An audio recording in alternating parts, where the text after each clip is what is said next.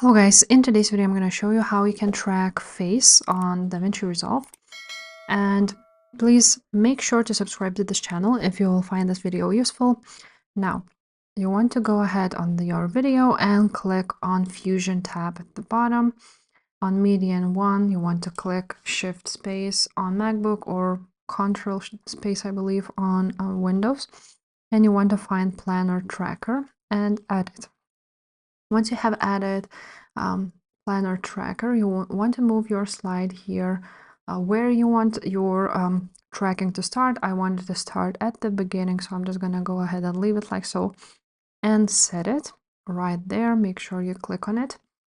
Once you have done that, you want to choose a pattern. So you want to track a hybrid point or area, and motion type should be translation.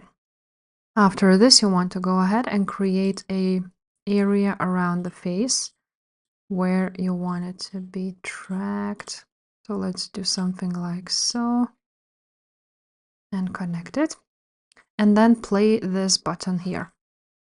Now it will track the object as much as it can. And let's wait a little bit and go through the whole video, and it will stop when it cannot track anymore.